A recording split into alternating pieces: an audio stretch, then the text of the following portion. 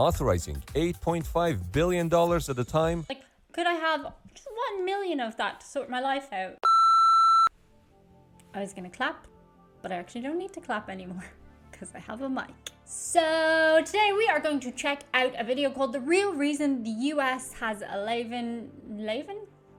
The real reason why US Navy has 11 aircraft carriers. 11 does seem like a funny number. Like 10, it's a nice round number. 12 is a dozen. Why 11? I don't know. We're gonna find out today together. Today's video is brought to you by viewers just like you on patreon.com/Diane Jennings and channel membership. If you'd like to see more of me and the Choose-to-Fur, you can check out that there. We just went to a puppy birthday party. It was a lot of fun. He's a little tired. He's had a big week. He was kayaking over on Patreon as well. This video features on a channel called Not What You Think. I will leave the link to that channel and this video in the description box below. But how did they come up with this number? And why is there so much emphasis on aircraft carriers and not on other types of ships? The number of aircraft carriers, the size of the US Navy, and the size of the US military as a whole all follow a simple formula that's based on two major wars. But it's not what you think. Hitler. It's Hitler. Being the most powerful is not the same thing as being powerful enough. You often hear that the United States has the largest and most powerful navy in the world, but just being number one is not necessarily sufficient. Just like how any MMA champion would be overwhelmed if they face multiple opponents at once, the most powerful military may also not be able to defeat the combined forces of multiple nations. So the question is, how much power is enough? The United States military doctrine is based around power projection. Power projection, simply put, is the ability of a country to deploy and sustain forces outside of their territory. To accommodate this, there are currently about 750 U.S. foreign military bases spread across 80 nations around the world. But the United States' primary means of power projection, especially where permanent basing is limited, is the Navy. And this is precisely why there is so much emphasis on aircraft carriers. That is like so freaking big. Like just to emphasize, because I mean most of us have only seen aircraft carriers in movies and TV shows or on the news. Just think how big a plane is, and then think how big those boats are. Like, that's a small island. Not even a small island. No, it would still be a small island. It's an island. Where is the closest aircraft carrier? They say that's the first question that US presidents ask at the time of a crisis. But it's really the air wing assigned to the aircraft carrier that the presidents are interested in. The carrier is just a floating airbase. The primary role of any aircraft carrier is to enable operation of the air wing that it carries. Kind of like how bread is just a vehicle for delivering butter. Yes. And the true power projection that aircraft carriers are known for is really enabled by the airplanes in the carrier air wing, which can project tactical air power over long distances, including airborne early warning, air interdiction, and air-to-surface warfare. In fact, the same law that currently demands the US Navy to have a minimum of 11 aircraft carriers also requires a minimum of 9 carrier air wings. But how did the US government come up with the number 11? How?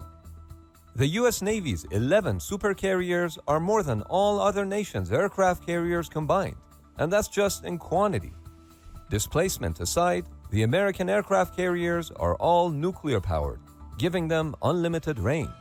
But not all 11 supercarriers are deployable simultaneously.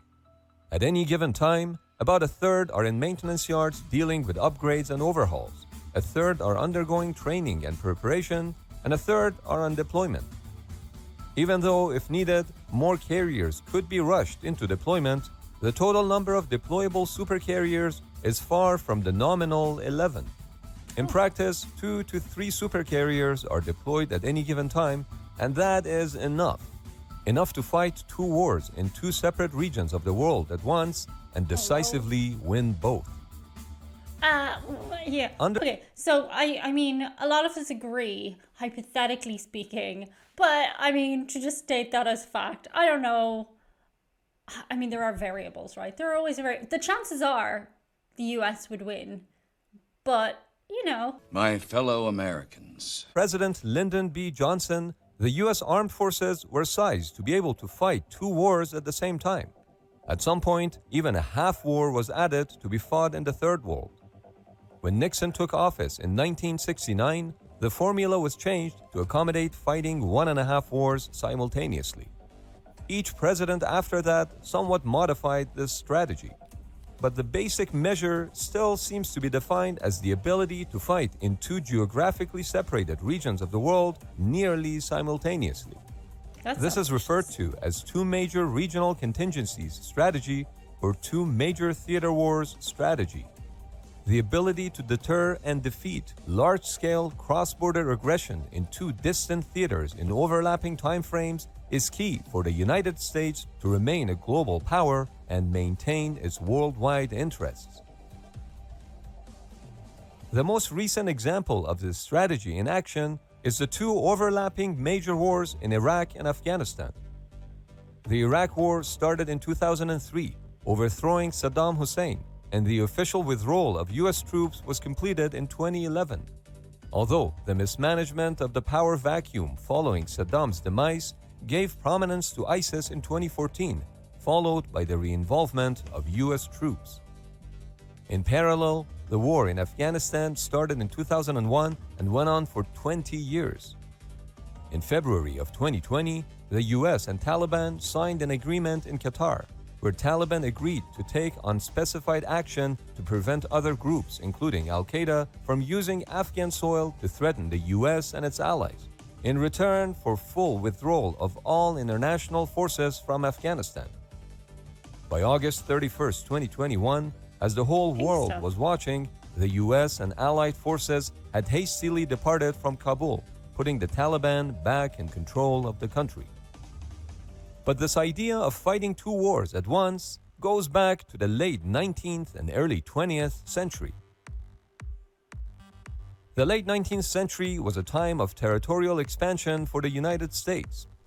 In 1898 alone, the United States annexed Hawaii, acquired Guam and Puerto Rico, and purchased the Philippines from Spain for $20 million. With some of those islands being in the Pacific and the rest in the Atlantic, Navy presence was required in both oceans. The completion of the Panama Canal in 1914 allowed the crossing of ships from one side to the other, which meant the US Navy could be present in both oceans without having twice as many ships. But by the 1930s, with the rise of new regional powers to the west and the decline of the Royal Navy to protect the United States against threats from the east, it became necessary for defense planners to consider the possibility of confronting two threats simultaneously, from Germany on the east and from Japan on the west. The result was the 1940 Vincent Walsh Act, also known as the Two-Ocean Navy Act, which funded a 70% increase in the size of the US Navy fleet. This was the largest naval procurement bill in US history, authorizing $8.5 billion at the time for a naval expansion program that put emphasis on aircraft and aircraft carrier. I know that's, could I have just 1 million of that to sort my life out? just 1 million, buy a nice house, and, sort my parents out. You wouldn't even notice it was missing. And nobody would die. Well, they might die. Who's to say? This resulted in the construction of 18 aircraft carriers and expansion of air and naval facilities across the Pacific. Sorry. You know when people smash the champagne off the side of a boat? I'm always like, the guys who painted it must just be like, please don't damage our paintwork. I assume they're painted. Anyway. Now, it's one thing to come up with a concept or strategy, like one that allows for fighting and winning two major wars simultaneously. But it's a whole other thing to actually come up with the numbers. How many Army divisions, how many Air Force fighter wings, and how many Navy carrier strike groups are required to support such a strategy? And within each one, say the Navy, how many and what types of ships are exactly needed? The US Navy's goal is to reach 355 ships by 2034. Currently, they have 298, and at the rate that they're going, retiring 2-year-old ships, it's debatable that they'll hit that goal. Remember that aircraft carriers 2 are years vulnerable on their own, which is why they never sail alone. A variety of ships are needed to support the carriers when deployed, which is why Navy ships like cruisers, destroyers, and at times submarines and supply ships accompany carriers in a formation known as a carrier strike group. But conservative public policy organizations, notably studies done by the Heritage Foundation, call for a much bigger military.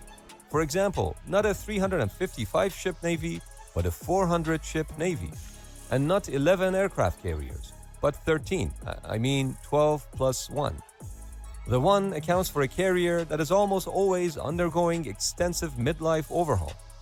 The rationale for wanting the other 12 aircraft carriers is to maintain one aircraft carrier at each of the 3 major regions of the world: Atlantic, Pacific, and the Mediterranean/Middle East. That makes sense. Then to have 3 additional aircraft carriers for each carrier deployed. This is to ensure that the ships, the crew, and the aircraft on board can remain healthy and effective. Less ships could mean longer deployment times, which may not be operationally realistic. The 340-day deployment of USS Nimitz, which ended in March of 2021, was the longest deployment of any aircraft carrier since the Vietnam War. Plus, obviously, you'd have to have crew on each of those ships, highly trained, specialized crew. And all those crew members would be away from their families and everything. Are they called crew on deployment? Even though the proponents of the 2 major theater wars strategy insist that no one has been able to come up with a better and more robust solution for sizing the US military, there are massive costs associated with maintaining and growing an even bigger military force, something that has proven difficult given that US military budget as a percentage of the GDP has been declining over the past few decades. In addition, other forms of threats like cyber warfare could throw a big wrench into the mix. That's it. Cyber That's attacks it. that can cause widespread disruption to communication systems in the United States, or even worse, in military command, control, and communication systems could have devastating consequences to US national security. That is the thing, guys. That is the thing. Cyber warfare is the future. That is what is going to happen. Just imagine if the whole connection to the internet was taken down just for you personally in your home. Imagine all of the things you could not do without your internet communications. And then you go even further than that. You go access to your bank accounts, government secrets. Oh, they have a lot of secrets. That is the thing that is going to get us. Cyber warfare. I'm terrified of it. The Navy Act of 1940 was written at a time when power projection required physical presence, aircraft carriers, and aviators. That's why we love Top Gun. But would a day come when Tom Cruise stars in Top Hack? Well, he did do Minority Report, and that was pretty terrifying in and of itself, and like definitely plausible. Did you guys hear Black Mirror is coming back? Interesting. That was interesting. I definitely learned some new things. Shout out today to a couple of very special people. These are the members of the Karmic Goals crew, so called because as a result of supporting the channel and getting all their extra benefits, they get good karma coming their way, whether they find some money on the ground or that thing they were missing or just a nice thing happens to them, because they're all very kind people and we appreciate them. Thank you so much, guys.